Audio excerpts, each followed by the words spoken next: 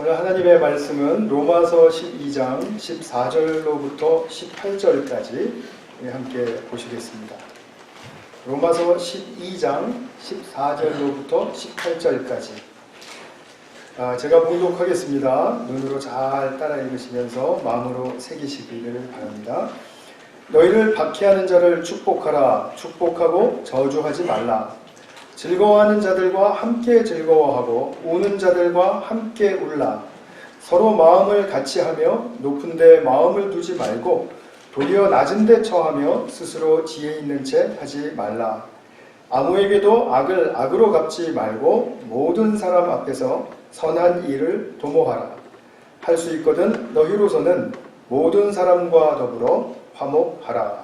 아멘.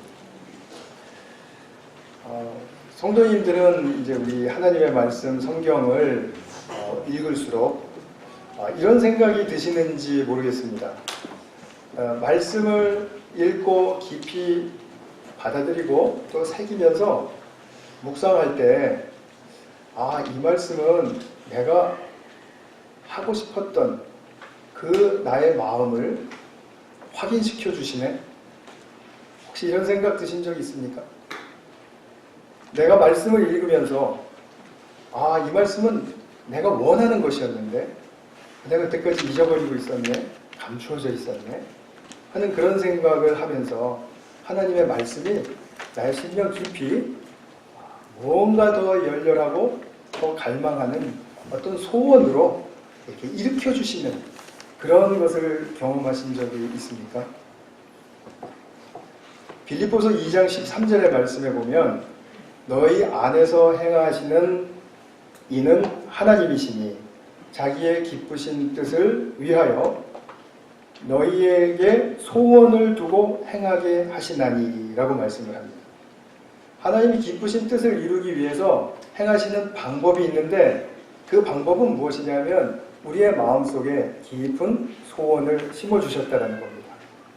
이 깊은 소원은 우리가 그냥 표면적인 삶, 그냥 우리가 일상에 몰두하는 삶을 살다가 이렇게 발견할 수도 있겠지만 주로 일깨워지고 자극이 되고 도전이 되는 것은 우리가 깊이 말씀과 만날 때이죠. 그 말씀과 만난다는 것은 내 속에 심어주신 간절하고도 정말 열렬한 어떤 소원, 즉 갈망, 그것이 발견되게 하신다는 겁니다. 지난 2주간 우리가 갈망에 대해서 말씀을 드릴 때 사람은 참되고 온전한 사람을 구한다. 그런 갈망이 있다.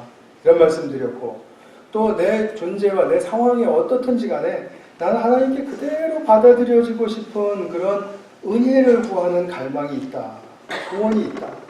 그래서 열렬하고 뜨거운 소원을 갈망이라고 하니까 그냥 제가 줄여서 갈망이라고 하겠습니다. 그런 어떤 갈망, 오늘은 우리 모두는 화목, 즉 하나됨을 구하는 갈망이 우리 안에 있다라는 사실을 중심으로 한번 살펴보려고 합니다. 그것이 성경의 말씀 속에서 우리를 일깨워 주시는 그런 말씀이기 때문에 그렇습니다. 성경에는 하나님으로부터 채워져야 할 영적 갈망이 있다라는 사실을 분명하게 우리에게 말해줍니다. 제가 예배 시작할 때도 읽어드린 시편의 그 42편 말씀, 사슴이 시냇물을 찾기에 갈급함같이 내 영혼이 주를 찾기에 갈급하니이다. 이런 말씀이 있죠. 사슴이 내가 시냇물을 마셔야 되겠다 라는 그런 그 소원, 간절함이, 갈급함이 이렇게 있는 것은 그 사슴의 그냥 존재 안에 이렇게 있는 것이죠. 만약에 그것이 없거나 그것이 작동을 안 한다면 목이 마라도 마른 줄 모르고 물도 찾지 않을 것이고 그리고 그냥 말라버리겠죠. 우리에게도 분명히 우리의 삶이 촉촉히 주님의 은혜의 단비로 적셔지기 위해서는 주님을 향하고 주님에게 구하는 어떤 은혜가 있다는 사실이죠. 그 갈급함이 주님으로부터 채워져야 한다라는 말씀이죠. 하나님이 심어주신 인간의 이 순수하고 아름다운 갈망은 하나님에 의해서 또 하나님이 행하시는 일에 의해서 만족되어야 됩니다. 그래야만 우리는 하나님의 창조의 목적대로 나의 나됨의 길을 잘 걸어갈 수 있고, 그런 사람들이 모인 공동체가 되어가는 여정을 잘 함께 걸어갈 수 있고, 그런 공동체가 되어갈수록 이 세상의 피조개는 하나님의 피조개답게 가꾸어질 수 있는 것입니다. 가장 기본적인 게 무엇이라고 말씀드렸죠? 내 영혼에 하나님께로부터 채워지는 만족입니다. 행복입니다. 우리가 그냥 요즘 행복한 사람이 되기 위해서 이러자 저러자 이런 차원의 이야기가 아닙니다. 마음 깊은 곳에 있는 그 갈급함, 그 갈망이 하나님을 만나고 하나님으로부터 채워지는 그런 우리의 삶의 실질적인 역사가 따라와야 한다는 거죠. 그것이 아니면 우리는 절대로 내 인생에 대해서도 열정을 가질 수 없습니다. 왜냐하면 만족하지 못하는 인생이니까요.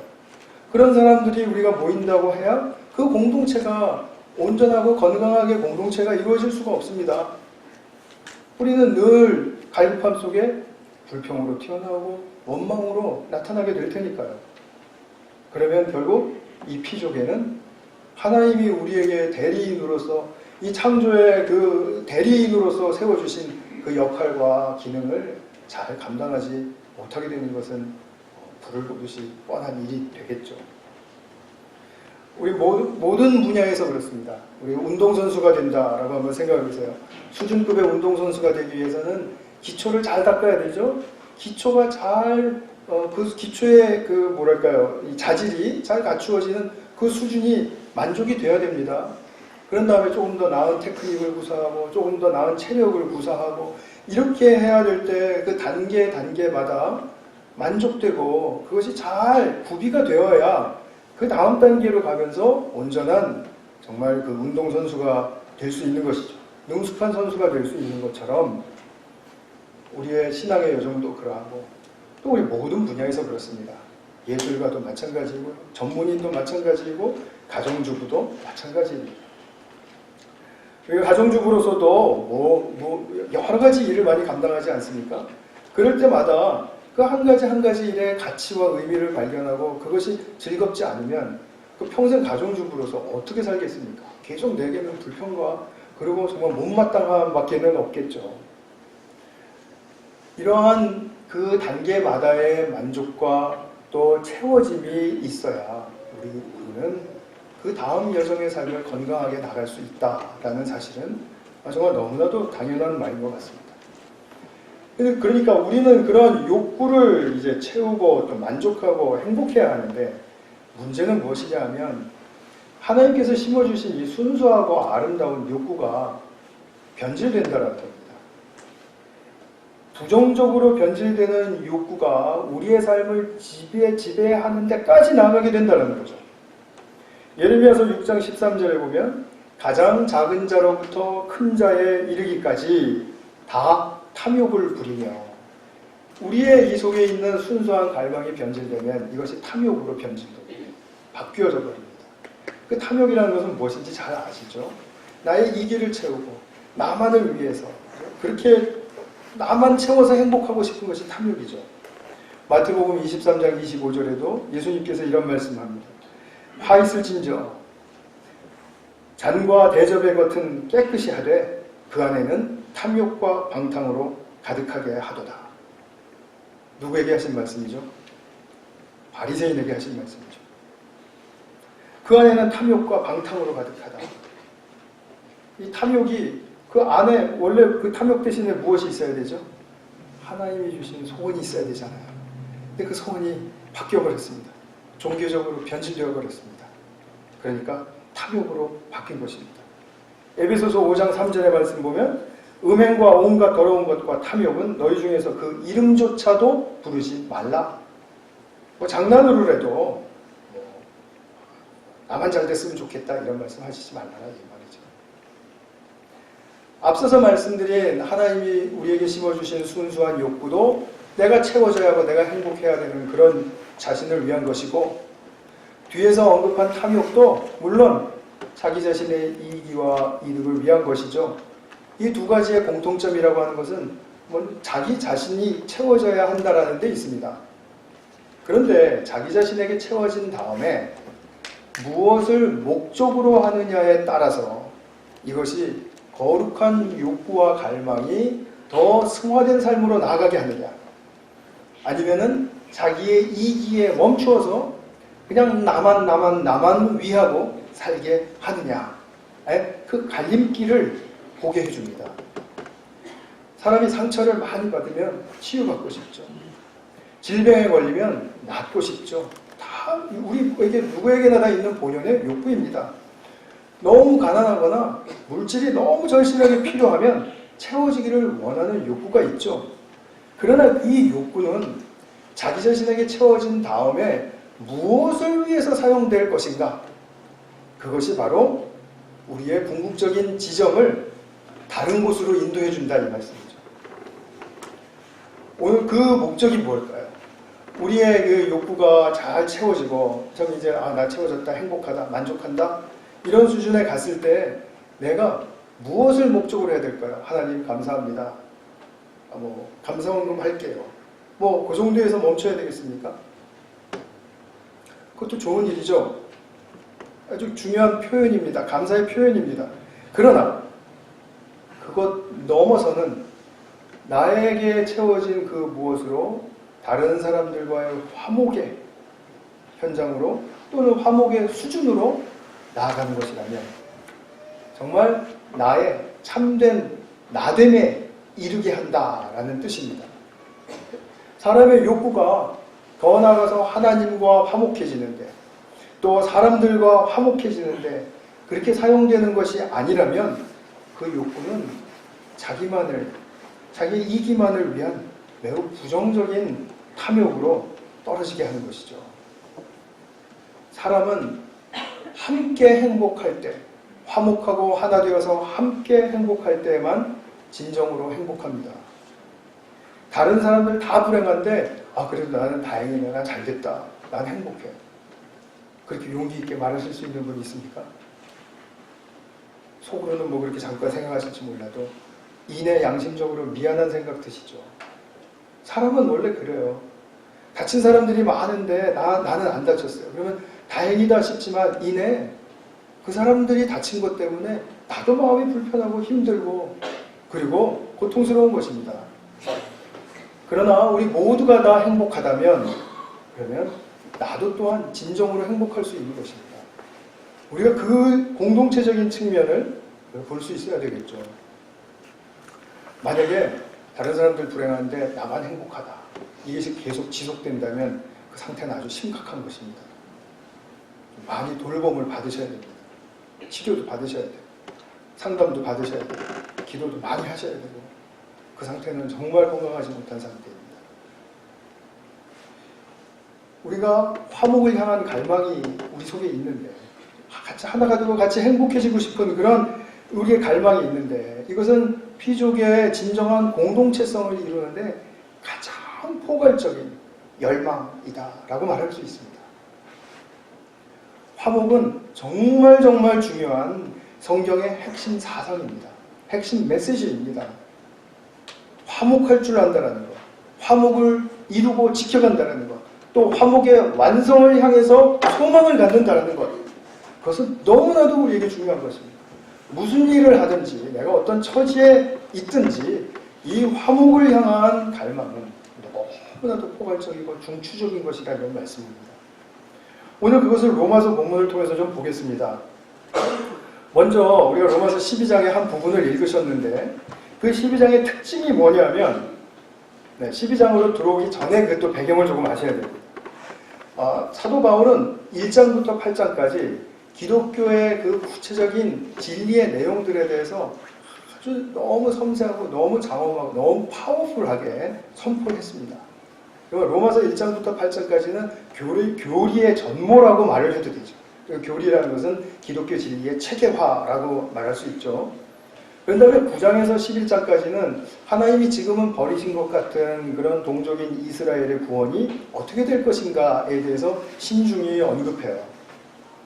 그리고 나서 이제 어떻게 살아야 할 것인가, 그렇다면 하나님이 이렇게 우리에게 복음의 진리를 가르쳐 주시고 이 진리의 성취를 이루어 주셨다면 그런 그 진리의 성취의 혜택을 받은 이 성도들은 어떻게 살아야 할 것인가에 대해서 이제 말씀하기 시작하는 곳이 바로 로마서 12장 1절부터입니다. 로마서 12장 1절부터 복음에 합당한 삶을 또 하나님께서 기뻐하시는 삶을 살라라고 말씀할 때 하나님께서 기뻐하시는 그 삶을 무엇라고 불렀는지 기억하시죠? 무엇라고 사도 바울이 표현했는지 분명하게 12장 1절에 나와 있습니다. 무슨 말씀이죠? 너희 몸을 하나님이 기뻐하시는 거룩한 산 제물로 드리는 영적 예배를 말씀합니다. 우리가 그냥 영적 예배라는 건 환상 중에 하나님을 기쁘시게 하고 또 뭐 꿈속에서 하나님을 만나는 걸 소원하고 그 다음에 또 하나님 하면서 다니면서 하는 그런 그 삶의 한 부분을 이야기하는 것이 아니라 오히려 그것보다도 훨씬 더 많은 부분을 차지하고 있는 우리의 일상 그리고 우리가 몸담은 직장의 일 또 가정, 교회 여러 친구들과의 만남 이런 곳에서 어떻게 주님의 복음의 진리에 합당하게 살아야 하는가 어떻게 거기서 영적 예배를 드릴 수 있는가에 대해서 사도 바울이 지금 말씀 시작하고 있다는 것이죠. 이 영적 예배를 쭉 이제 12장 1절 이하로 서술해 가는데 그 내용을 잘 따라가시면서 보면은 바울이 지금 이런 큰 기독교의 축복이면서 구원받은 사람들의 삶에 이 중추가 되는 이것 안에서 지금 말하고 있구나를 보시게 됩니다. 사도 바울이 우리의 삶에서 중추가 되는 것이라고 말하고 있는 이것이 무엇입니까? 그것이 바로 화목입니다. 화목. 하나됨입니다. 오늘 이제 집에 돌아가시면은 12장을 한번 꼼꼼하게 읽어보십시오. 이 무슨 지금 마음을 가지고 무슨 사상을 가지고 사도 바울이 이 12장을 서술해 갈까를 곰곰이 생각하시면서 한번 읽어보세요. 그러시면은 사도 바울은 지금 이 사람들과 이 지금 더 나아가서는 세상과 더 나아가서는 정말 우리 하나님과 하나님의 모든 피조계와 어떻게 살라라고 하는가 하는 그런 부분을 품고 읽으시다 보면 그것이 바로 화목이구나 하나됨이구나 그것을 아실 수 있습니다. 제가 이렇게 하나됨이라고 말씀드리는 걸 듣고 그렇구나로 생각하시는 것과 본인이 직접 말씀을 읽으시고 그렇구나 하고 하는 것은 완전히 차원이 다른 이야기입니다. 그러니까 꼭 집에 가셔서 한번 그렇게 해보시기 바랍니다. 그럼 간단하게 오늘 읽으신 본문 살펴보겠습니다. 14절에 너희를 박해하는 자를 축복하라 축복하고 저주하지 말라. 벌써 이 정도면 하나님의 말씀은 어떤 화목의 수준을 말하고 있는지 아시겠죠? 자기를 박해하는 사람을 축복하고 저주하지 말라라고 합니다. 그 사람과 사이가 좋아져야 된다라고 뜻하는 게 아닙니다. 그 사람이 나를 박해하고 못살게 굴기 때문에 우리의 사이는 아직도 벌어져 있을 수 있습니다.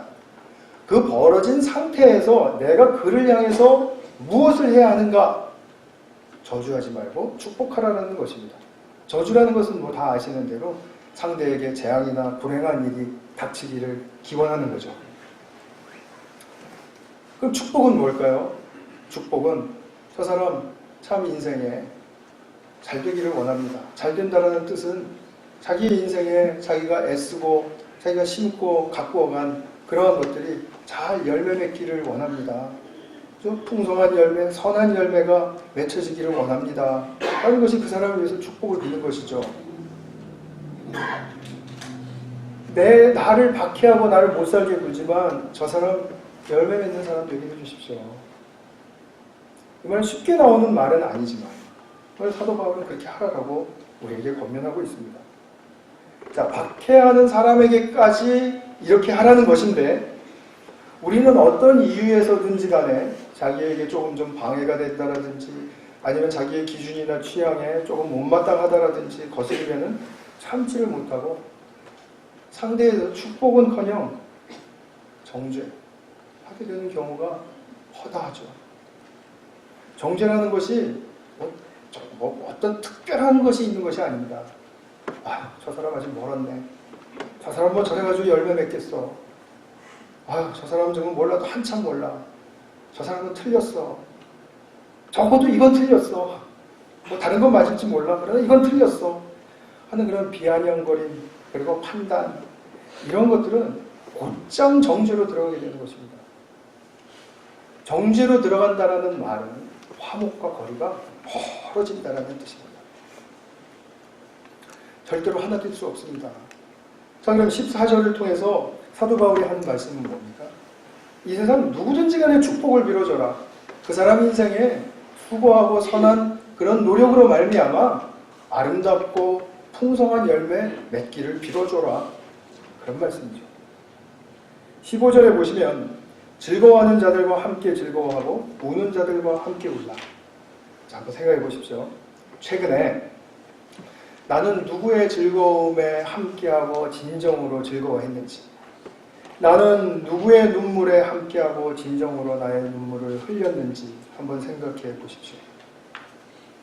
이 말은 즐거워하는 자들과 함께 즐거워하고 또 우는 자들과 함께 울라라는 이 말은 너무나도 쉽고 평이한 말이죠.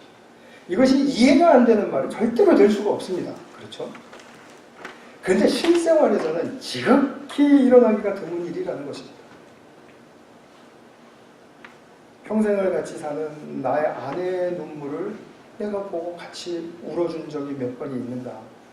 저도 사실은 많이 찔립니다.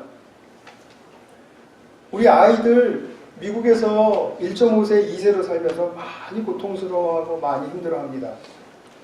그 아이들은 우리가 보지 않는 곳에서 정말 가슴 아파하고 그리고 괴로워하고 방황합니다.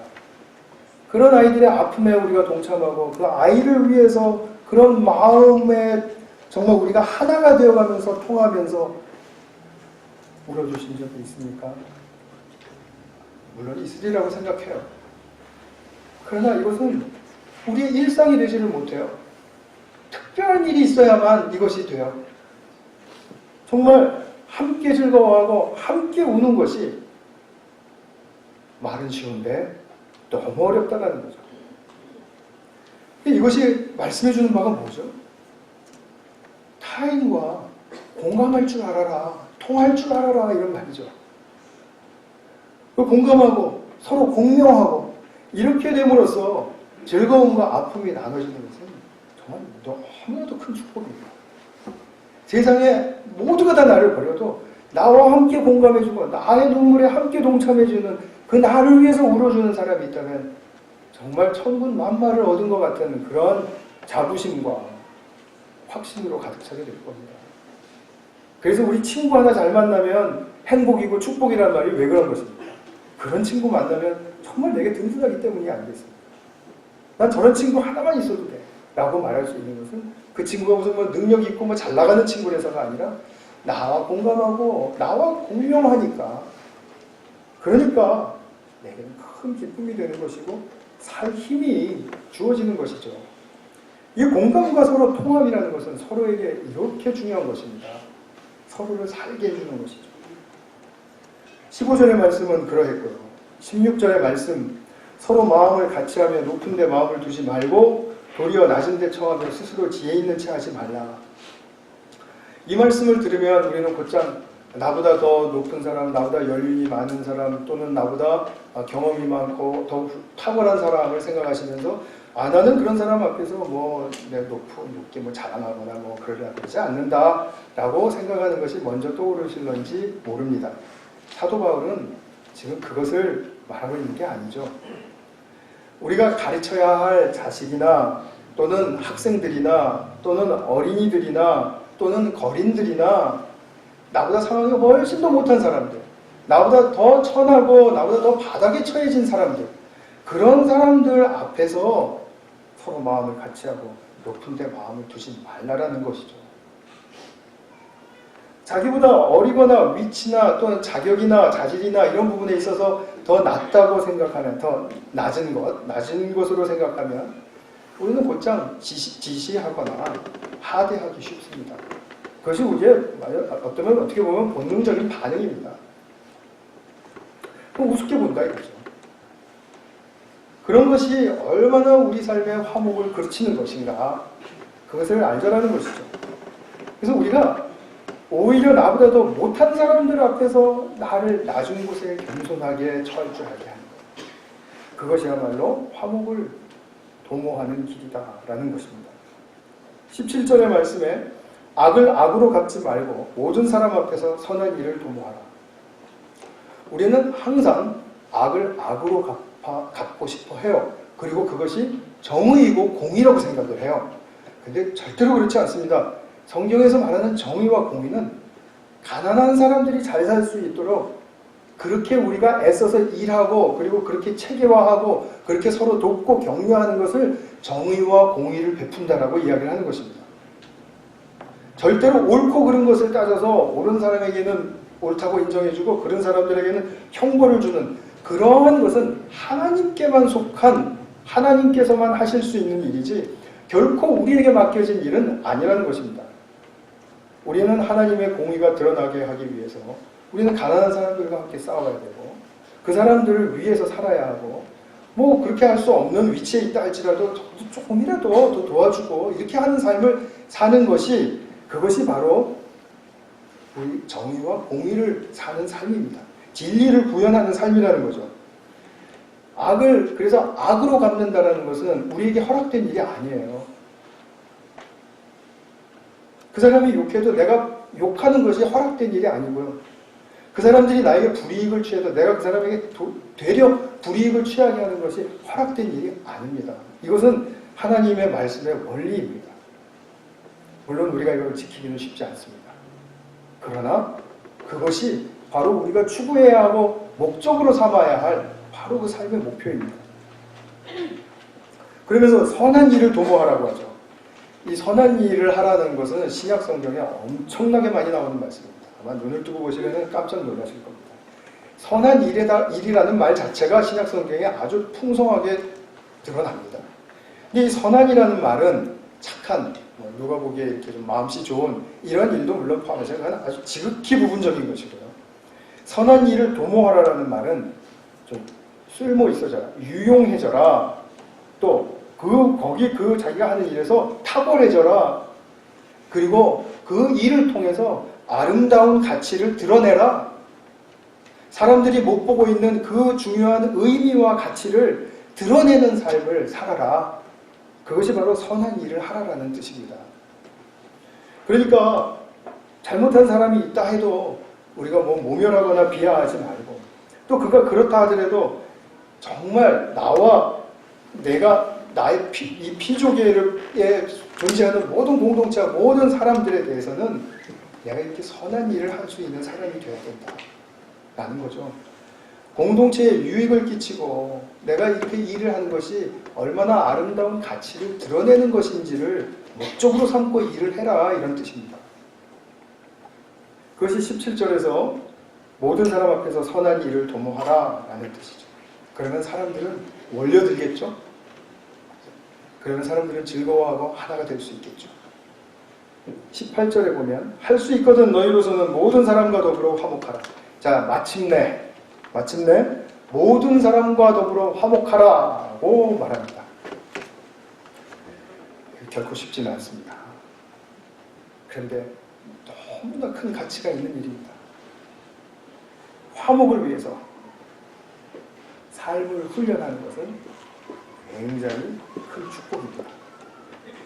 화목을 추구하고 화목을 이루고 그것을 지켜가면서 사는 삶, 어떤 축복을 얻습니까?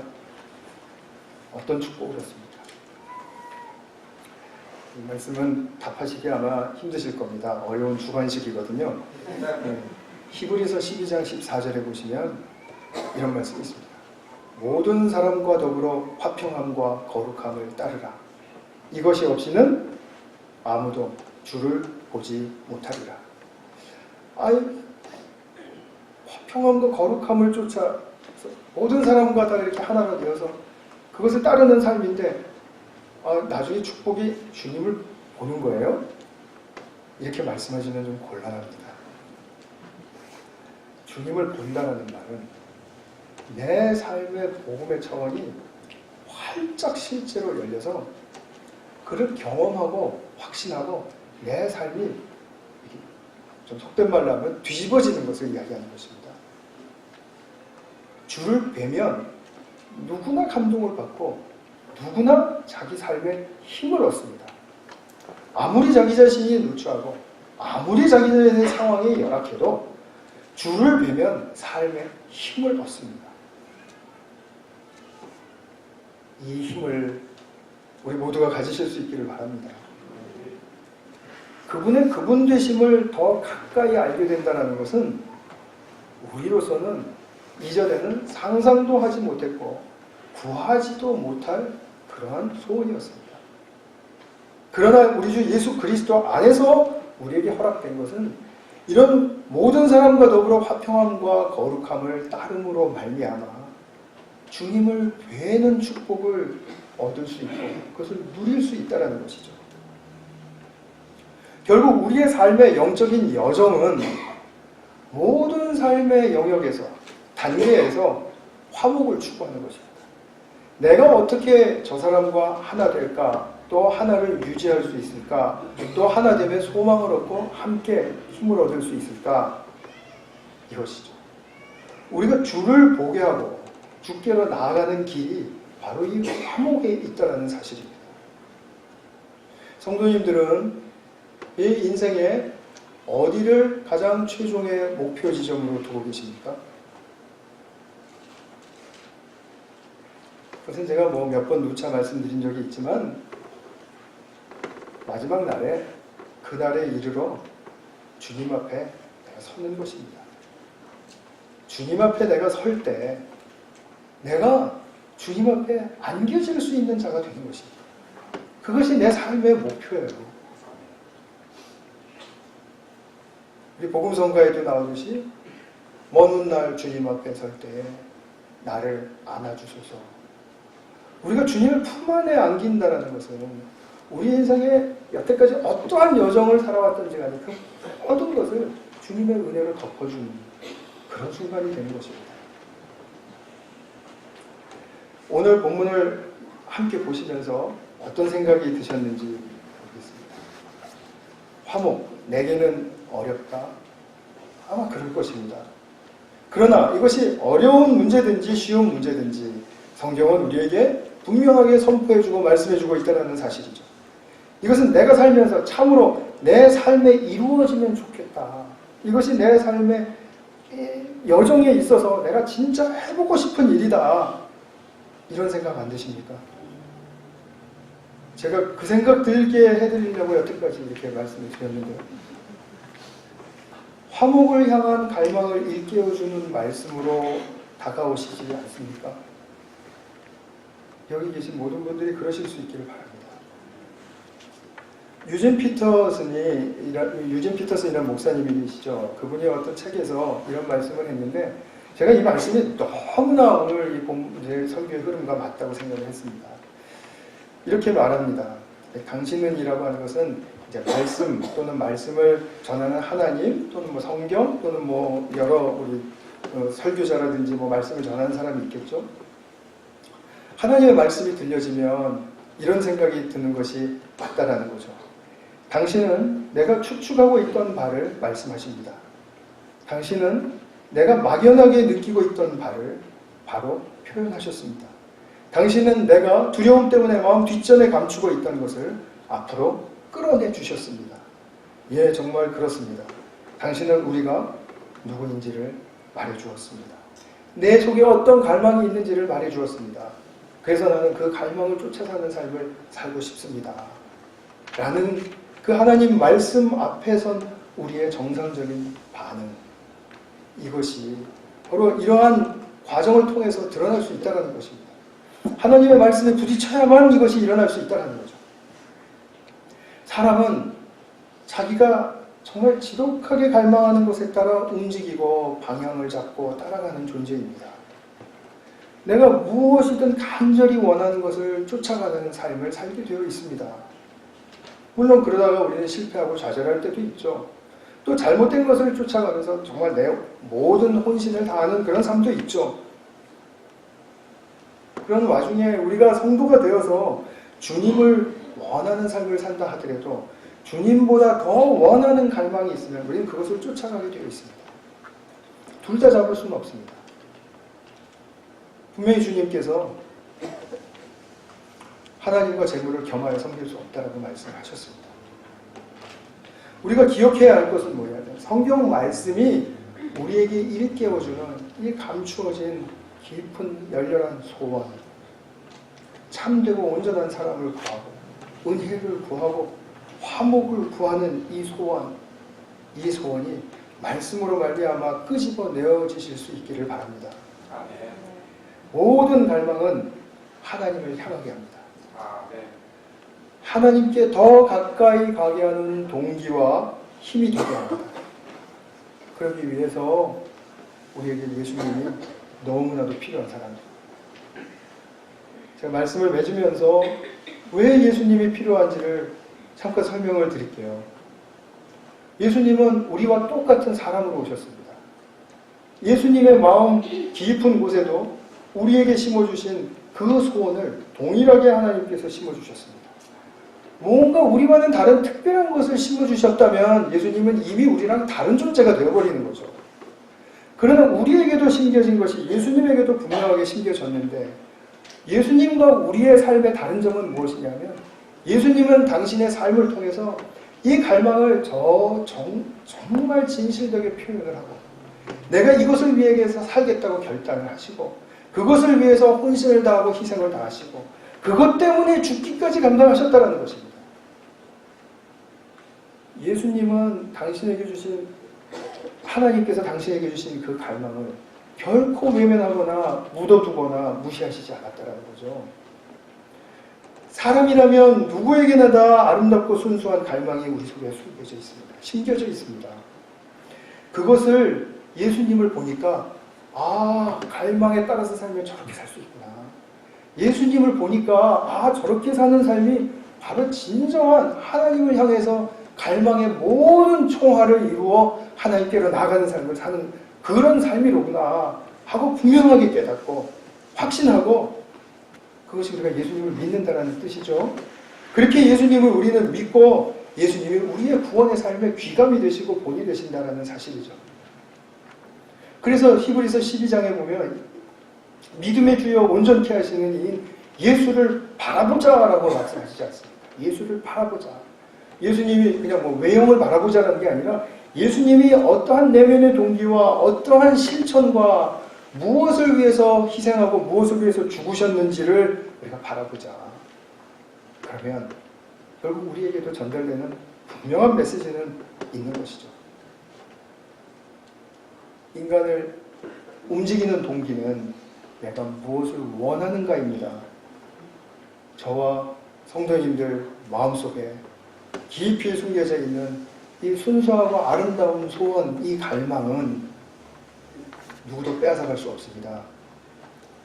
오직 주님께서 원하시는 것은 이것이 표현되어지기를 원하고 흐러져서 나오기를 원하고 이것을 따라서 우리의 삶을 순전하게 헌신하고 주님을 따라가기를 원하시는 바로 그것이죠.